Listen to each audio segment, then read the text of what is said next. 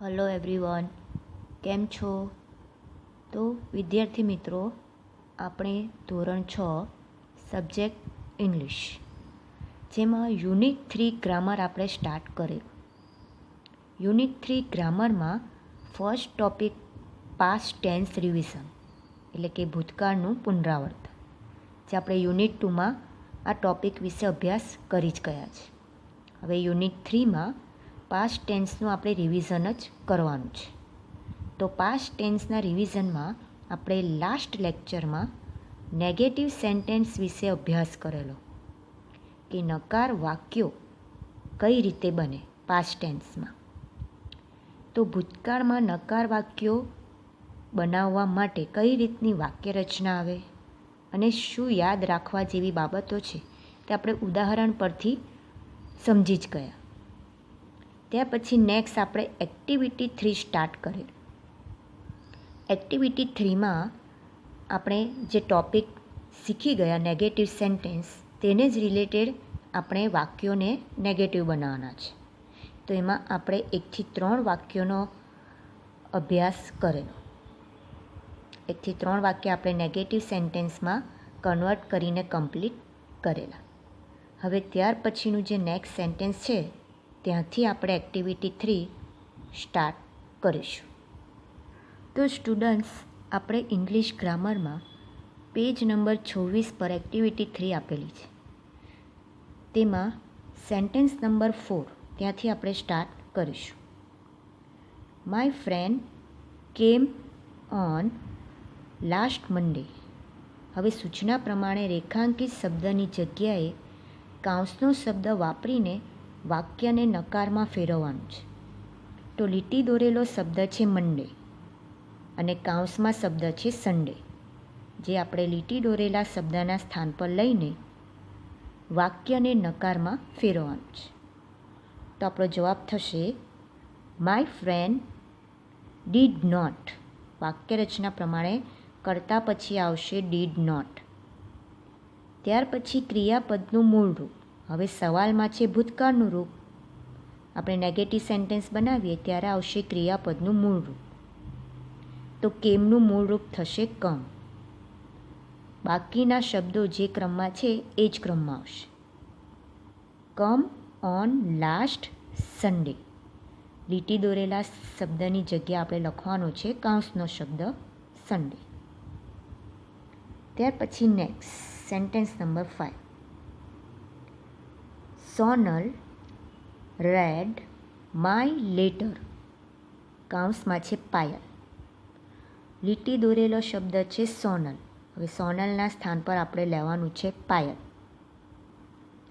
Payal did not. હવે રેડનું મૂળ રૂપ થશે રીડ. સ્પેલિંગ સેમ જ આવશે, ઉચ્ચાર બદલાય. સ્પેલિંગ રીડનું ભૂતકાળ રેડ થાય. સ્પેલિંગ સરખો જ છે, ફક્ત ઉચ્ચારમાં ડિફરન્સ છે. Payal did not read my letter. આ થશે સવાલ નંબર 5નો answer. Next sentence number 6. They saw deer in the jungle. Deer એટલે હરણ. લીટી દોરેલો શબ્દ છે, એના સ્થાન પર લેવાનું છે લાયન્સ. They did not. હવે શો ભૂતકાળ છે, એનું મૂળ રૂપ થશે સી એટલે જોવું. ડિયરના સ્થાન પર આવશે lions. In the jungle. They did not see lions in the jungle. Next Mrs Tanaz Patrawala taught us maths. કાઉન્સમાં છે ઇંગ્લિશ. લીટી દોરેલો શબ્દ છે મેથ્સ. તો આપણે મેથ્સના સ્થાન પર લઈશું ઇંગ્લિશ અને વાક્યને બનાવશું negative. Mrs Tanaz પત્રાવાલા did not ટીચ. ટોટનું મૂળ રૂપ થશે ટીચ. Us English. મેથ્સની જગ્યાએ લેવાનું છે English. Next our grandmother told us a story. Grandmother શબ્દ નીચે અંડરલાઇન છે, એની જગ્યાએ લેવાનું છે grandfather. Our grandfather did not tell. ટોલ્ડનું મૂળ રૂપ થશે tell. Us a story. Next, we visited the zoo. કૌંસમાં છે મ્યુઝિયમ, જે આવશે ઝૂના સ્થાન પર. We did not visit. વિઝિટેડનું મૂળરૂપ થશે વિઝિટ. ઈડી પ્રત્યય નીકળી જશે. The museum. Last, they reach Rajkot at 10 AM. હવે સમય દર્શાવતા શબ્દ નીચે લીટી દોરેલી છે, એની જગ્યાએ આપણે લેવાનું છે 8 AM. They did not reach Rajkot at 8 AM. તો અહીંયા આપણે 1 થી 10 વાક્યોને નેગેટિવ સેન્ટેન્સમાં કમ્પ્લીટ કર્યા. તો આપણે પેજ નંબર 26 પર જે એક્ટિવિટી 3 આપેલી છે એ કમ્પ્લીટ કરી. હવે ત્યાર પછીનો ન્યૂ ટોપિક છે ભૂતકાળમાં WH ક્વેશ્ચનનો ઉપયોગ, જેના વિશે આપણે ઓલરેડી અભ્યાસ કરી જ ગયા છે. ફરી એકવાર આપણે રિવિઝન કરી લઈએ. તો WH ક્વેશ્ચનમાં કયા કયા WH ક્વેશ્ચન બને છે? તો who, what, where, when, why, how many વગેરે. દરેક ક્વેશ્ચનમાં ધારો કે હુ હોય તો કર્તા આવશે, વોટ હોય તો ક્રિયા કે વસ્તુ દર્શાવે, વેર હોય તો સ્થળ દર્શાવે, વેન હોય તો સમય, હાઉ મેની હોય તો સંખ્યા અને વાય હોય તો કારણ. એટલે દરેક WH ક્વેશ્ચનમાં જવાબમાં અલગ અલગ રીતે વાક્યરચના દર્શાવેલી છે.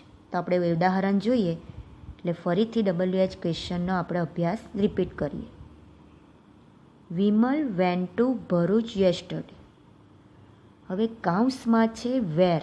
વેર એટલે ક્યાં, એટલે એના જવાબમાં આવશે સ્થળ. તમારે વેરથી પ્રશ્ન બનાવવાનો છે. તો સવાલની અંદર જે સ્થળ દર્શાવતો શબ્દ છે એ નીકળી જશે. સ્થળ છે ભરૂચ, એને કાઢીને બાકીના જે શબ્દો છે એનો ઉપયોગ કરીને ભૂતકાળમાં વેરથી પ્રશ્ન બનાવવાનો. તો વાક્ય રચના છે, ફર્સ્ટ આવશે વેર, ત્યાર પછી સહાયકારી ક્રિયાપદ ડીડ ભૂતકાળમાં, કર્તા વિમલ, ક્રિયાપદનું મૂળ રૂપ. સવાલ બનાવીએ એટલે ક્રિયાપદનું મૂળ રૂપ જ લખાય, એટલે વેન્ટનું થશે ગો, અને અન્ય શબ્દો જે ક્રમમાં છે એ જ ક્રમમાં લખવાના. અન્ય શબ્દમાં છે યેસ્ટરડે, અને સવાલ બનાવવાનો છે એટલે લાસ્ટમાં question mark. Where did Vimal go yesterday? Second, last week Amul bought a new car. હવે કૌંસમાં 2 WH ક્વેશ્ચન બનાવવાના છે. એક છે વોટ અને બીજું છે હુ. હુ એટલે કર્તા આવશે, વોટ એટલે વસ્તુ કે ક્રિયા આવશે. તો સેન્ટેન્સમાં જુઓ, વસ્તુ કઈ છે? Car, new car. અને કર્તા કોણ છે? અમૂલ, એટલે હુથી બનશે. તો ફર્સ્ટ આપણે બનાવીશું વોટથી. વસ્તુ આપેલી છે ન્યૂ કાર, જે નીકળી જશે. વોટ ડીડ અમૂલ બોટનું થશે બાય, મૂળ રૂપ લખવાનું. Last week question mark. Second બનાવવાનો છે હુથી. કર્તા છે અમૂલ, એટલે અમૂલના સ્થાન પર લઈશું હુ. બાકીની વાક્યરચના સેમ જ લખવાની. હુથી પ્રશ્ન બનાવીએ ત્યારે કોઈ ફેરફાર કરવાનો રહેતો નથી, એમાં ભૂતકાળનું રૂપ જ આવશે. ફક્ત કર્તાના સ્થાન પર જ તમારે હુ લખવાનું અને બાકીની વાક્યરચના સેમ જ લખી દેવાની. Who bought a new car last week? Question mark. તો અહીંયા આપણે 2 સવાલ બનાવ્યા. વોટ અને હુ. ત્યાર પછી નેક્સ્ટ પેજ નંબર 27, એની પર બીજા એક્ઝામ્પલ અને WH ક્વેશ્ચન એક્સપ્લેન કરેલા છે.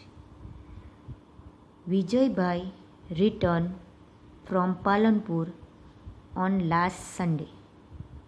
કૌંસમાં છે વેન. વેન દર્શાવે સમય. તો આમાં સમય દર્શાવતો શબ્દ છે લાસ્ટ સન્ડે, એ નીકળી જશે. બાકીના શબ્દોનો ઉપયોગ કરી વેનથી પ્રશ્ન બનશે. વેન ડીડ વિજયભાઈ રિટર્ન, મૂળ રૂપ લખવાનું. ઈડી નીકળી જશે, આવશે return. From Palanpur question mark. Last. Arun didn't buy a toy train. Negative sentence. Short form આપેલું છે ડીડ નોટનું. કૌંસમાં છે વોટ. હવે વસ્તુ આપેલી છે ટોય ટ્રેન, એ નીકળી જશે. તો આપણો સવાલ બનશે what did Arun didn't buy. Negative છે એને આપણે સવાલમાં ફેરવીએ એટલે ક્રમ બદલાશે. એટલે ડીડન્ટને લખાશે what did Arun not buy. આને છૂટું પાડવાનું છે. ડીડ નોટને આપણે સવાલ બનાવીએ ત્યારે ક્રમ બદલાશે. વોટ ડીડ પછી અરુણ પછી આવશે નોટ. એટલે નેગેટિવ સેન્ટેન્સ બનાવીએ એના પરથી WH ક્વેશ્ચન બનાવો ત્યારે એમાં વાક્ય રચના બદલાય છે. કર્તા પછી નોટ આવશે અને પછી ક્રિયાદર્શક ક્રિયાપદ આવશે. તો વોટ ડીડ અરુણ પછી લખવાનું નોટ અને પછી લાસ્ટમાં બાય ક્વેશ્ચનમાં. તો અહીંયા આપણે WH ક્વેશ્ચનમાં કઈ રીતની વાક્ય રચના આવે તે ઉદાહરણ પરથી આપણે ફરી એકવાર રિપીટ કરી ગયા. આપણે અહીંયા WH ક્વેશ્ચન વિશે અભ્યાસ કમ્પ્લીટ કર્યો. હવે એક્ટિવિટી 4માં WH ક્વેશ્ચનનો જ આપણે ઉપયોગ કરવાનો છે. જે વાક્યો આપેલા છે એને આપણે WH ક્વેશ્ચનમાં ફેરવવાના છે. તો તે આ એક્ટિવિટી 4 છે એ આપણે નેક્સ્ટ વિડીયોમાં સોલ્વ કરીશું. ઓકે.